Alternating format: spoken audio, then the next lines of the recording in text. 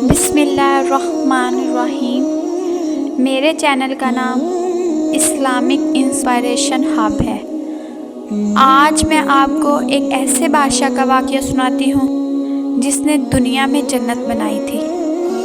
حضرت ہود علیہ السلام نے لوگوں کو تبلیغ فرمائی اور ایک اللہ کی عبادت کرنے کا حکم دیا، بتوں کو توڑنے کی ہدایت کی، آپس میں اچھا سلوک کرنے کی تاکید فرمائی۔ کچھ لوگ ایمان لے آئے، زیادہ تر نے کفر کیا۔ اس وقت بادشاہ جس کا نام شداد تھا، اسے بھی حضرت ہود علیہ السلام نے تبلیغ فرمائی۔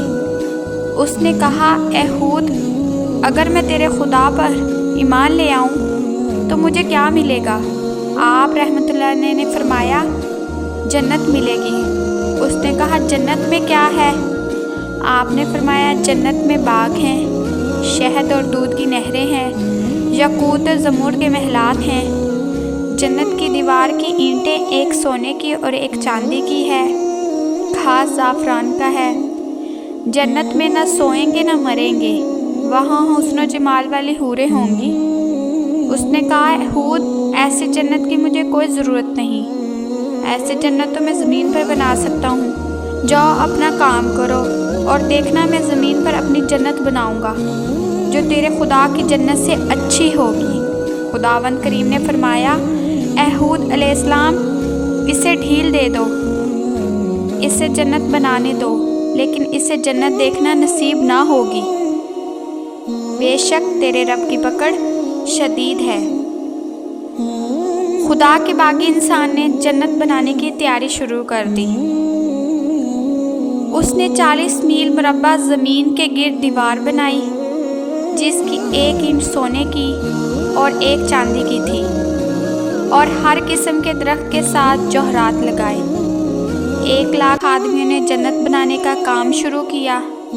کمرے بنائے، کمروں کی چھتیں زبر جدہ اور زبر سبز سے بنائی گئی۔ درخت بنائے، درختوں کے تنے سونے چاندی سے بنائے، پتیاں زمرد سبزے کی اور ڈالیاں یاقوت سرخ سے بنائیں۔ مٹی کی بجائے زمین کو مشک عنبر اور زعفران سے پر کیا گیا۔ اس نے جنت میں دودھ، شہد، پانی اور شراب کی نہریں جاری کی۔ جنت کو 4 حصوں میں تقسیم کیا، ہر حصے میں 1,00,000 کرسیاں سونے چاندی کی رکھوائیں۔ میزوں پر ہر قسم کے میوے چنوائے گئے۔ نوجوان عورتوں کو ریشمی لباس پہنا کر حوروں کی طرح وہاں رکھا، پھر خاص خاص لوگوں کو ان محلات میں بسایا۔ رات کے وقت یہ جنت اتنی روشن ہوتی تھی کہ اس کی روشنی آسمان کی طرف جاتی تھی۔ یہ جنت اس نے 10 برس میں مکمل کی۔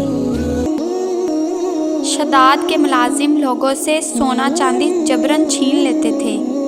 ایک بڑھیا کی ایک یتیم بچی تھی جس کے کانوں میں سونے کی بالیاں تھیں۔ ان ظالموں نے کہا، اے لڑکی، یہ بالیاں اتار دے۔ اس بچی نے رو کر کہا، یہ میرے بابا کی نشانی ہے، اسے مجھ سے مت چھینو۔ مگر ان ظالموں نے اس کے کانوں سے بالیاں نوچ لی، کان لہو لہان ہو گئے۔ وہ بہت روئی اور بارگاہ خداوند نے سجدہ ریز ہو کر دعا کی، اے الہی، ان ظالموں سے بدلہ تو لے، یا الہی، یتیموں پر ظلم کرنے والوں کو تباہ و برباد کر دے۔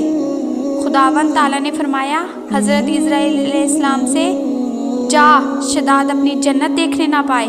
شداد نے تیاری کی، بہت زرق برق ریشمی لباس پہنا اور سفید گھوڑے پر سوار ہوا، سر پر تاج رکھا۔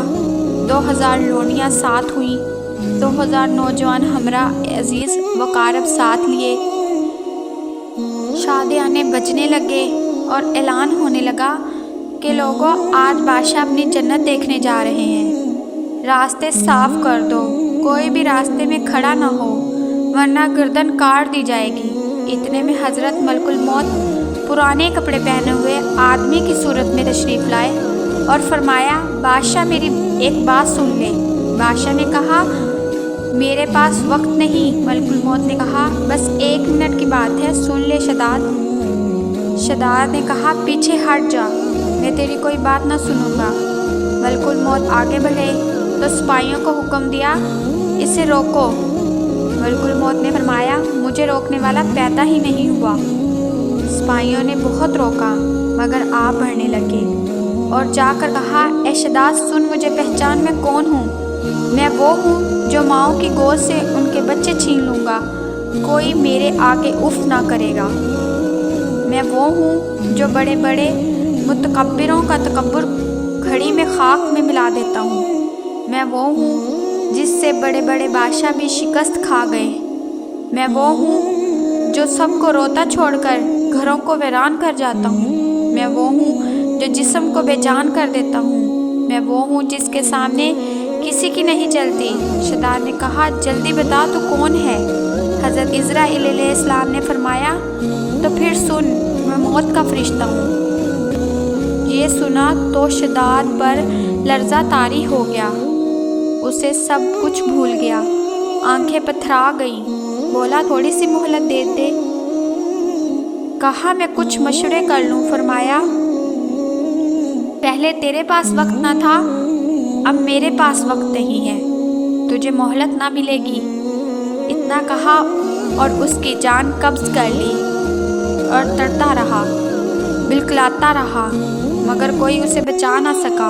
اس کی جنت ویران ہوگی، اس کا تکبر خاک میں مل گیا، اس کی اکڑی ہوئی گردن جھک گئی، اس کا ریشمی لباس تار تار ہو گیا۔ خدا کا مقابلہ کرنے والا موت کے شکنجے میں آ کر بے بس ہو گیا۔ تو پیارے دوستو، ہم یہ بھول چکے ہیں کہ ہر انسان نے موت کا ذائقہ چکھنا ہے۔ قرآن پاک میں بھی فرمایا گیا ہے، کلُّ نفس ذائقۃ الموت، کہ ہر نفس نے موت کا مزہ چکھنا ہے۔ ہم دنیا کی رونقوں میں گم ہو کر دنیا کے کاموں میں مشغول ہیں، ہم اپنے رب کو بھول چکے ہیں۔ ہمارے پیارے نبی حضرت محمد صلی اللہ علیہ وسلم نے فرمایا کہ عنقریب ایسا زمانہ آنے والا ہے جس میں لوگ 5 چیزوں سے محبت کریں گے اور 5 چیزوں کو بھول جائیں گے۔ دنیا سے محبت کریں گے اور آخرت کو بھول جائیں گے، مال سے محبت رکھیں گے اور یوم حساب کو بھول جائیں گے، مخلوق سے محبت رکھیں گے اور خالق کو بھول جائیں گے، مکانوں سے محبت رکھیں گے اور قبر کو بھول جائیں گے، زندگی سے محبت رکھیں گے اور موت کو بھول جائیں گے۔ ذرا غور کریں کہ وہ زمانہ آ چکا ہے کہ نہیں؟ یقیناً یہی وہ زمانہ ہے جب ہم اپنے خدا کو بھول چکے ہیں اور دنیا کی چیزوں سے محبت کرنے لگے ہیں۔